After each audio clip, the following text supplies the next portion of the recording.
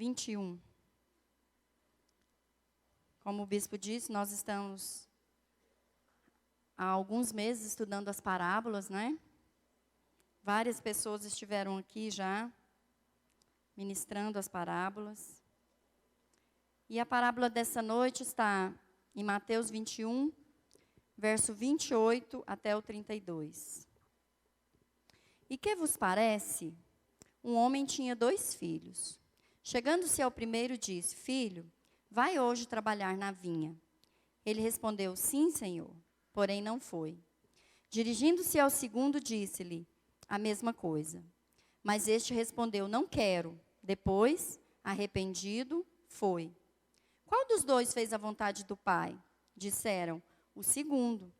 Declarou-lhe Jesus: Em verdade vos digo que publicanos e meretrizes vos precedem no reino de Deus. Porque João veio a vós outros no caminho da justiça e não acreditastes nele. Ao passo que publicanos e meretrizes creram. Vós, porém, mesmo vendo isto, não vos arrependestes, afinal, para acreditardes nele. Amém? O contexto dessa parábola, quem escreveu então essa peça foi Jesus, né? Foi Jesus. Nós acabamos de lê-la aqui, não é? Cobradores de impostos e meretrizes vos precederão no reino dos céus. Ou seja, vão entrar primeiro do que alguns de nós, não sei, né? Mas é o que a parábola está dizendo. O contexto dessa parábola, os anciãos e sacerdotes estavam questionando Jesus sobre a autoridade dele. E eles disseram: Quem é o Senhor? Quem é você para fazer o que você está fazendo? Quem você pensa que é? Com que autoridade você faz isso? Porque, afinal de contas, aqui, nós é que somos os bons. Nós é que obedecemos à lei. Nós é que cumprimos a tradição. Então, com que autoridade que você faz o que você está fazendo? Então, diante dessa pergunta, desses homens, anciãos, sacerdotes, os fariseus, as autoridades religiosas da época, né, Jesus propõe essa parábola. E as pessoas também, o público, as pessoas que estavam ali, que andavam junto com Jesus, que conheciam esses homens, eles tinham esses homens como os obedientes também.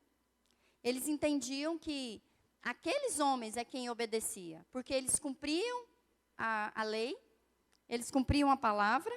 Pode pôr no chão. Obrigada. Não vou usar, não, provavelmente. Tá? Então, esse pessoal, as pessoas que estavam ali ouvindo essa parábola, também tinham esses homens, os fariseus, os anciãos, os sacerdotes, como os obedientes. E qual o problema em ser obediente? Nenhum. Realmente eles obedeciam mesmo. O problema é que eles não se preocupavam com outras coisas. Eles se preocupavam em obedecer às regras, em seguir a tradição, em cumprir as liturgias, mas não se preocupavam em agradar a Deus, em ter um relacionamento pessoal com Deus, em colocar Deus em primeiro lugar. O problema é que eles pensavam que, se nós cumpríssemos tudo isso que está na lei, é o suficiente. Eu não preciso fazer mais nada. E a pergunta dessa noite é: o que isso tem a ver conosco? Afinal, nós não somos fariseus, não é? Será? Será que não somos fariseus? E se eu te disser que nessa noite Deus quer confrontar a nossa vida religiosa? Que Deus quer confrontar as nossas práticas? E muito mais que isso, Ele quer quebrar alguns paradigmas que nós temos. Ele quer nos sacudir. Será que você está pronto para isso? Será que você quer isso? Será que nós queremos? Ou será que nós vamos tapar os ouvidos como esses homens faziam naquele tempo?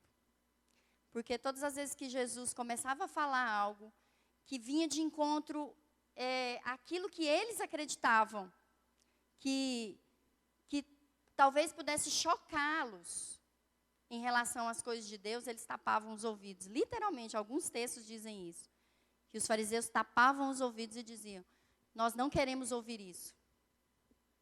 Então, qual será a nossa atitude nessa noite, diante de uma palavra tão simples? Será que nós vamos tapar os nossos ouvidos ou vamos ouvi-la?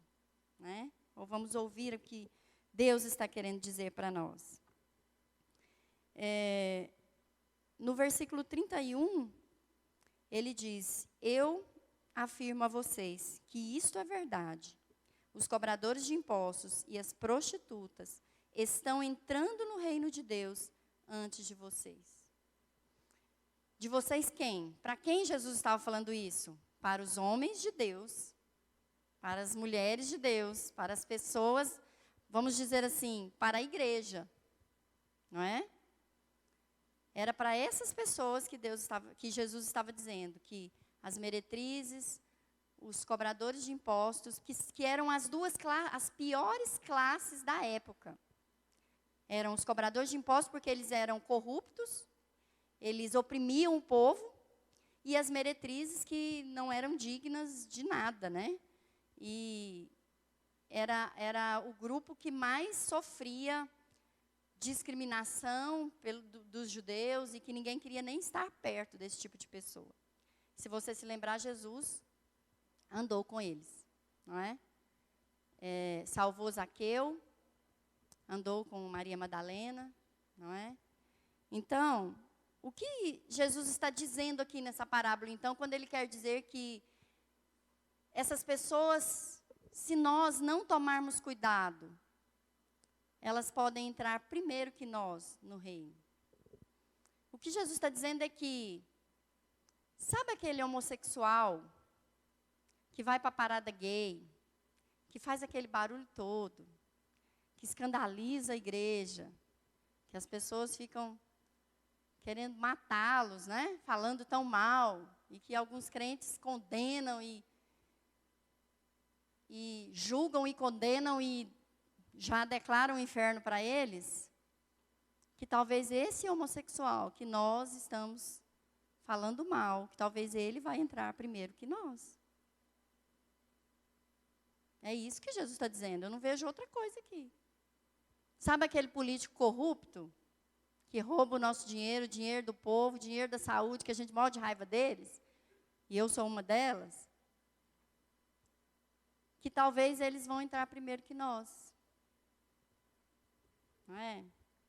Sabe aquele traficante, aquele ladrão, aquele criminoso que muitos estão dizendo que tem que matar mesmo, né? E quando alguém diz que morreram 3 ou 4 assaltantes, a pessoa diz, graças a Deus, menos um. Que talvez esse traficante, esse ladrão, esse criminoso vai entrar primeiro no céu do que nós. É isso que Jesus está dizendo. Eu não consigo ver outra coisa aqui, além disso. Porque naquele tempo, as meretrizes e os cobradores de impostos eram a classe excluída, oprimida, e que a igreja condenava. E hoje nós temos os grupos que nós condenamos, não é? Querendo ou não, nós temos sim. Julgamos, olhamos e condenamos. Por quê? Porque nós achamos que somos alguma coisa. Porque no fim das contas, nós somos iguaizinhos àqueles homens ali. Nós achamos que somos melhores do que essas pessoas que estão aí fora. E aí, é nesse contexto que Jesus vem e fala, eu vou te ensinar quem é que é obediente. É nesse contexto, dessa noite aqui, que Jesus está dizendo, eu vou mostrar para você quem é obediente, porque talvez você está pensando que você é obediente. E eu quero te mostrar que muita coisa precisa mudar. Entende? A parábola fala de 2 filhos. Um deles disse sim para Deus, não é? Sim, tudo bem, eu vou. Então, um deles disse para Deus, sim, um dia. Sim, eu aceito Jesus. foi para a igreja, mudou as roupas, parou de ver novela, parou de beber. O que mais? Virou líder de célula, né? Como a nossa artista aqui desta noite. Parou de ouvir música do mundo, né? Música secular. Só ouço agora louvores a Deus. Porém, não obedeceu. Ou não obedece. Esse primeiro filho disse sim para Deus. Um dia ele disse sim. Mas no fim das contas, ele não obedeceu. Ele não obedece. Ele pensa que faz tudo certo. Então, eu penso o seguinte, isso é o suficiente. Eu vir à igreja, eu estar numa célula, isso me faz melhor que os outros. E tá bom, é suficiente. Mas sabe de uma coisa? Será que nós temos obedecido? Você tem obedecido a Deus? Será que nós temos pelo menos ouvido a Deus? Será que a voz de Deus tem sido realmente audível aos nossos ouvidos? Ou será que nós estamos levando a vida como crentes, perfeitos, prontos, já tem o céu, está tudo resolvido? Acontece que esse filho foi declarado por Jesus que não é o filho obediente. Sabe por quê? Porque Deus quer muito mais de nós. Muito mais do que nós seguirmos regras. Muito mais do que nós deixarmos de beber. E eu não estou mandando você beber, por favor. Tá? Muito mais do que você vir aqui a cada domingo. Sabe o que Deus quer? Ele quer se relacionar conosco. Ele quer muito mais do que ver você sentado aí nessa cadeira. Isso também faz parte. Mas não é o suficiente. É isso que nós temos que entender nessa noite. Porque aqueles homens lá, os fariseus, que nós até quando lemos, falamos mal deles, né? Como que pode? Via o que Jesus fazia, via os milagres e não acreditava. E nós? Não temos visto tantas coisas que Deus tem feito? Isso tem transformado a nossa vida? Isso tem nos levado a um nível maior com Deus, de um relacionamento mais profundo, de conhecer a Deus verdadeiramente, ou tem nos levado a uma vida religiosa, cheia de liturgia? Chega, senta, canta, entrega o dízimo, ouve a palavra, vai embora. A cada domingo. Sabe o que Deus quer? Ele quer ser o alfa e o ômega. Não tem música mais perfeita, né, para essa noite.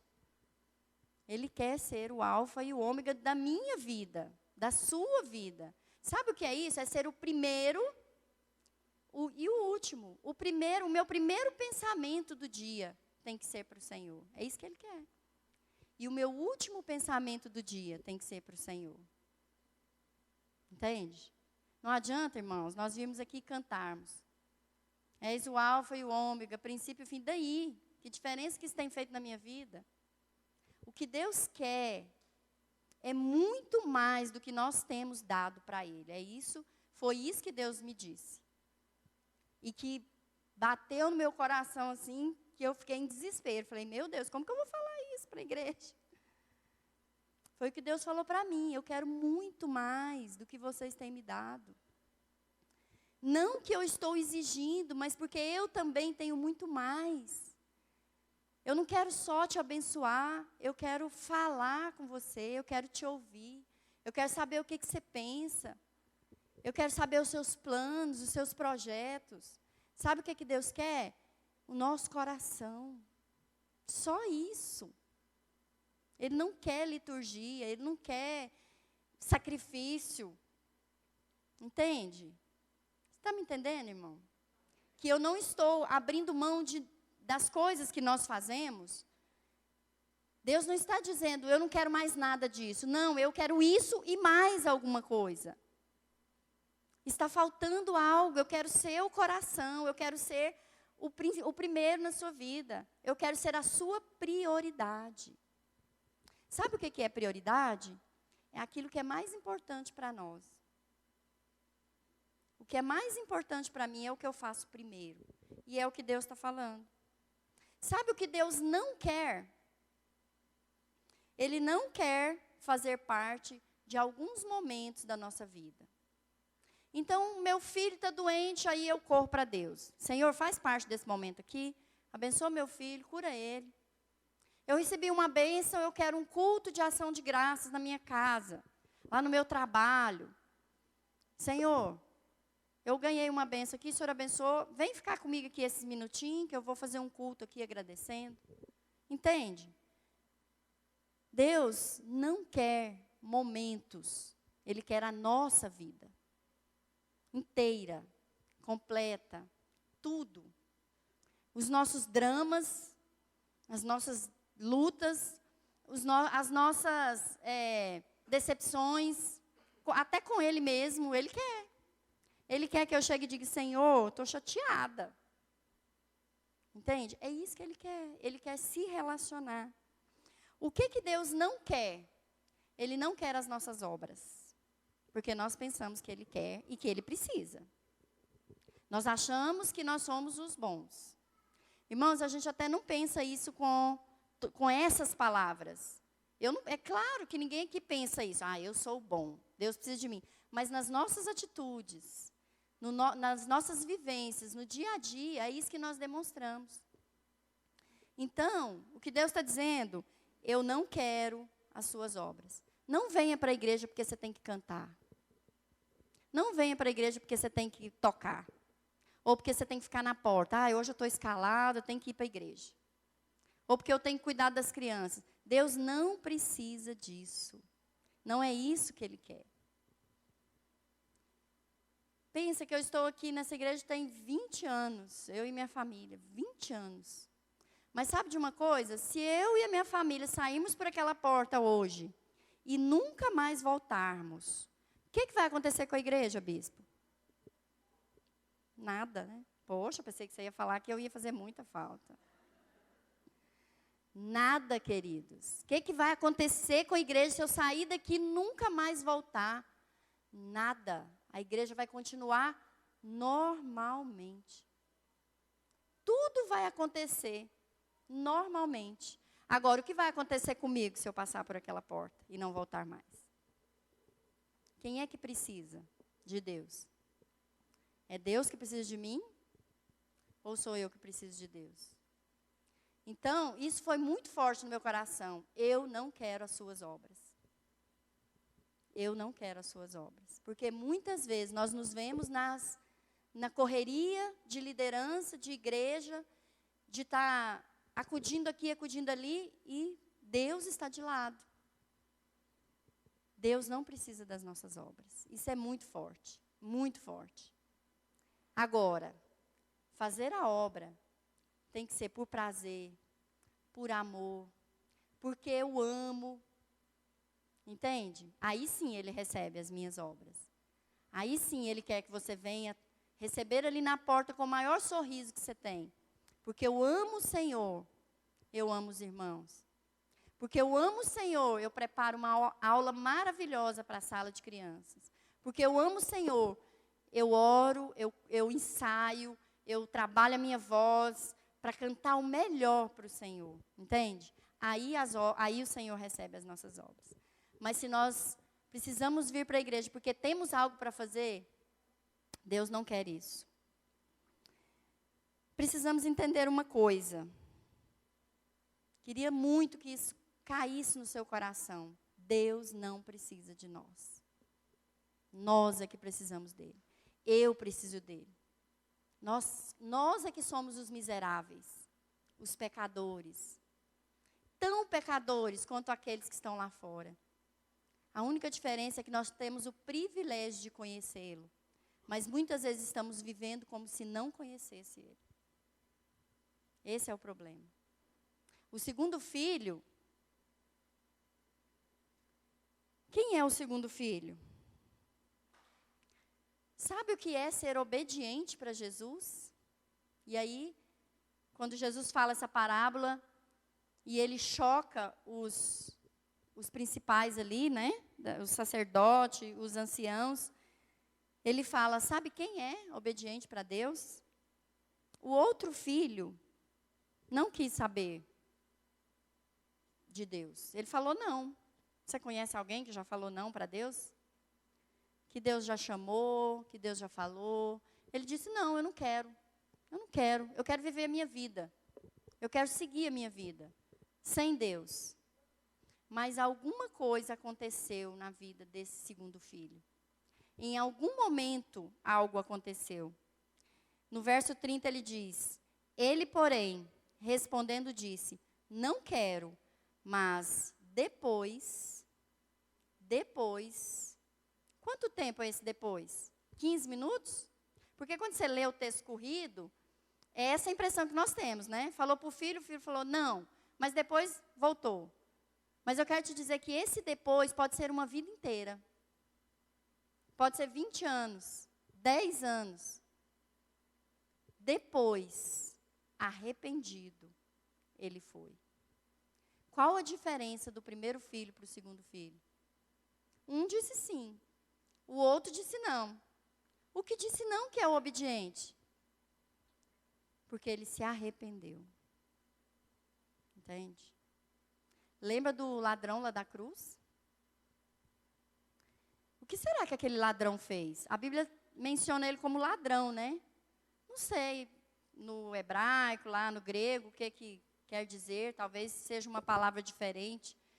Mas nós podemos aqui conjecturar que talvez ele passou uma vida inteira roubando, matando, fazendo só o que era errado. Porque a pessoa, para ser crucificada naquela época, tinha que ser um criminoso bem ruim. É como se fosse a cadeira elétrica hoje para nós, né? Que aqui não temos, mas alguns países têm. Pensa que aquele ladrão passou uma vida inteira, mas algo aconteceu na vida dele. Ele se arrependeu. E o que Jesus disse para ele? Ainda hoje entrarás comigo no paraíso. Não é? Então, o que Jesus está dizendo aqui é que o filho obediente é aquele que se arrepende. É aquele que tem uma vida de arrependimento. Porque nós vivemos uma vida politicamente correta. E sabe que pouco nós oramos pedindo perdão?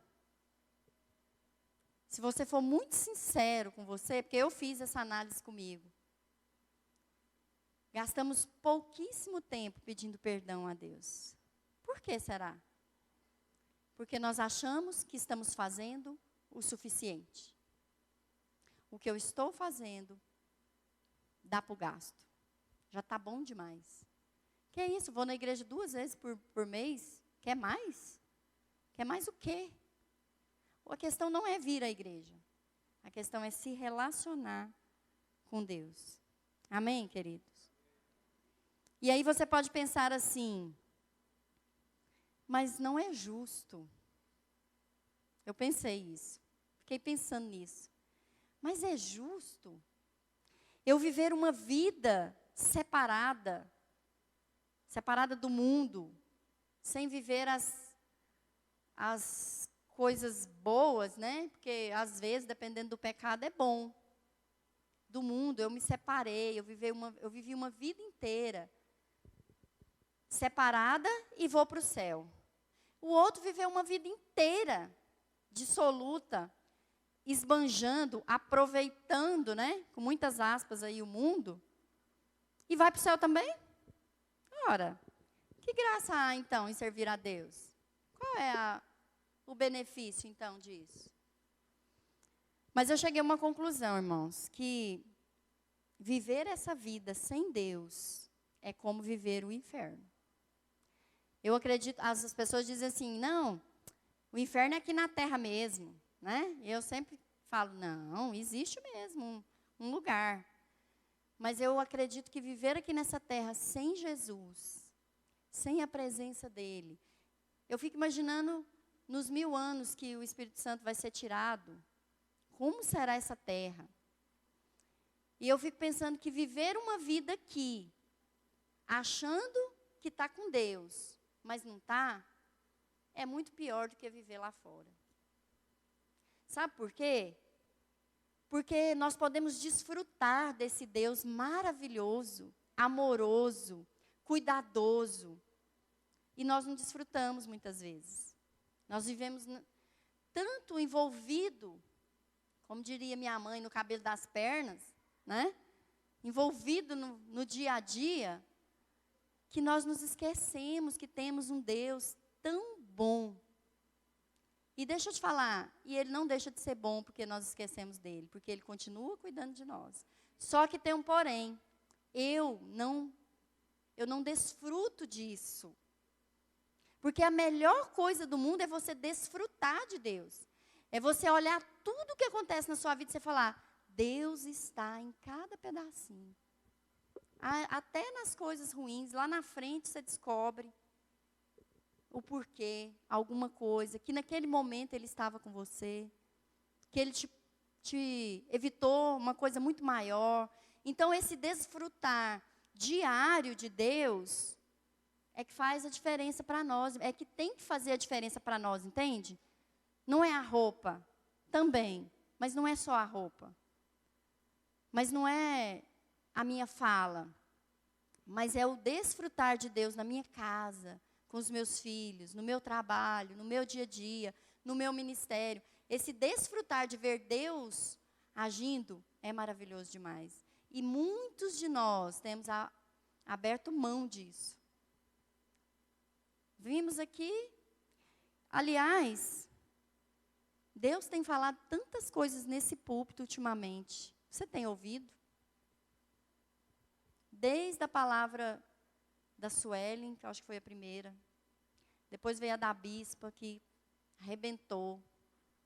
E graças a Deus, algumas pessoas me procuraram, falaram comigo, Rose, depois daquela palavra da Bispa, eu preciso mudar de vida, sabe? Então, assim, não por ela, mas a palavra que ela trouxe, né? Não sei se você lembra, Alguém se lembra? Da palavra dela? Foi sobre os talentos, né? Que nós enterramos os nossos talentos. Parece uma palavra tão batida, mas que nós ainda precisamos ser tocados por ela, né? Então, Deus tem falado aqui nesse púlpito. Agora, se nós temos ouvido, se nós temos deixado essa palavra nos transformar, é outra coisa. A parte de Deus é trazer a inspiração e trazer alguém aqui que seja canal de Deus. A nossa parte é ouvir e aceitar essa palavra, e receber essa palavra e ser transformados. O problema é que muitas vezes nós estamos trocando o arrependimento pelo argumento. Ao invés de, diante de uma palavra que Deus traz, ao invés de nós simplesmente nos quebrantarmos e nos arrependermos, nós argumentamos. Mas talvez aí agora você está argumentando. Não, mas eu tenho uma vida maravilhosa com Deus. Não, mas sempre nós podemos melhorar. Sempre, sempre. E esse pensamento já é motivo de arrependimento. Porque nós nunca seremos perfeitos, sempre seremos miseráveis diante de Deus. Porque quanto mais eu conheço a Deus, quanto mais eu vejo Ele, mais eu tenho que ver a minha pequenez. Tanto que eu não sou nada. Irmãos, eu fico apaixonada, fico pensando. Eu vejo assim Deus cuidando dos detalhes, e Ele cuida da vida de uma pessoa, que liga a outra, e as coisas acontecem. Eu fico de longe olhando e fico pensando, nossa, como que Ele é tão perfeito? Como? E quanto mais a gente ver isso na pessoa de Deus, nós temos que mais nos vermos pequenos e dizer, meu Deus, como eu não sou nada, como eu preciso desse Deus, como eu dependo desse Deus, como eu preciso. Às vezes nós temos trocado a vida abundante que Deus tem para nós, que Jesus prometeu, por uma vida morna, sem experimentar os milagres, a voz de Deus, o mover de Deus, Sabe aquela coisa que aquece o nosso coração, que dá vontade de sair pulando? Nossa, Deus falou comigo. Há quanto tempo você não sente isso? E aí sabe o que nós fazemos? Colocamos a culpa no outro, ou no lugar que nós estamos, não é? É a igreja, é a célula. Deixa eu te falar, o avivamento que nós estamos querendo na nossa vida começa com arrependimento. E esse avivamento que nós estamos querendo na nossa vida só pode vir de dentro para fora. O avivamento não vem de fora para dentro, irmãos. Não adianta nada aquele mover. Às vezes eu ouço os irmãos, alguém falando isso, né? Ai, saudade daquele tempo, daquele mover. Irmãos, o mover não é externo, o mover é interno. É o mover interno que gera o externo. Deus tem que vir em nós é de dentro para fora. Enquanto nós estivermos esperando o mover aqui, nesse púlpito, aqui na frente, o barulho, nós vamos continuar aí, mornos. Entende? Nós temos trocado a vida abundante de Deus pela mornidão. Tá bom. Já orei essa semana, tá bom. Mas aquele fogo, aquele calor de ver Deus, de ouvir Deus, de sentir Deus, nós estamos deixando muitas vezes de lado, não é? Então, se você está abatido, eu não sei como é que você está nessa noite, não é? O Senhor sabe, porque Ele te trouxe aqui. E eu tenho convicção que quem está aqui é para ouvir essa palavra. Porque nós também temos essa mania, né? Fulano tinha que estar aqui para ouvir. Não, é você que tem que estar aqui. É para mim essa palavra. Eu ainda falei para o bispo, eu não queria pregar essa palavra quando eu peguei a parábola, né? Mas aí Deus falou, é para você essa palavra. É para você. Entende? Então é para você essa palavra. E é para mim. Eu não sei como você está.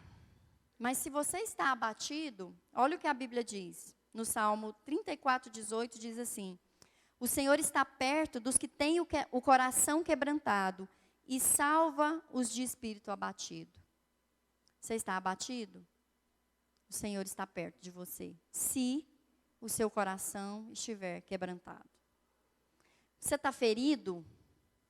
Foi ferido pelo mundo, pela vida, pelas pessoas, pela liderança?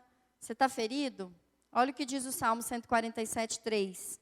Só Ele cura os de coração quebrantado e cuida das suas feridas. Você está abatido?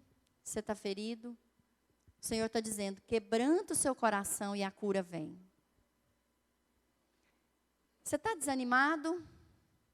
Essa é uma arma que o diabo tem usado ultimamente. É uma palavra que nós temos ouvido muito, não só na igreja, mas no mundo.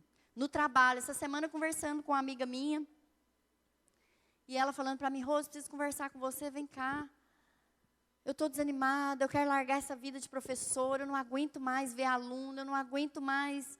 Eu estou tão desanimada que eu não estou conseguindo fazer mais nada na minha vida. Então, não pense que é aqui na igreja. É algo que o diabo está trazendo sobre nós nesses dias. Um desânimo. Você está desanimado? Olha o que a Bíblia diz. Isaías 57:15. Pois assim diz o alto e sublime, que vive para sempre e cujo nome é santo. Habito num lugar alto e santo, mas habito também com o arrependido e humilde de espírito, para dar novo ânimo ao espírito do humilde, novo alento ao coração arrependido. Então, não importa como você está, a palavra para nós nessa noite é arrependimento. Arrependimento. Que, aliás, é o que Jesus disse na parábola. João Batista veio. O que João Batista veio dizendo? Arrependei-vos. E eles não ouviram. Então, essa é a palavra para nós nessa noite. Arrependei-vos. De que eu preciso arrepender? Eu de muitas coisas. Você eu não sei. Mas com certeza tem algo que nós precisamos nos arrepender nessa noite, porque senão Deus não teria trazido essa palavra. Então o que nós precisamos é pedir para que o Senhor sonde o nosso coração. Não nós mesmos, porque se nós sondarmos o nosso próprio coração, nós incorremos muitas vezes num erro. Podemos começar a ter pena de nós. Ai, meu Deus, eu estou muito mal. Eu sou pecador mesmo. Ou então eu posso pensar, não, eu estou bem. Quem tem que sondar o nosso coração é o Senhor. É Ele que tem que falar conosco. Amém, queridos? Então, eu não me sinto assim, apta a orar por você. Porque eu também preciso me arrepender. Queria que você ficasse de pé.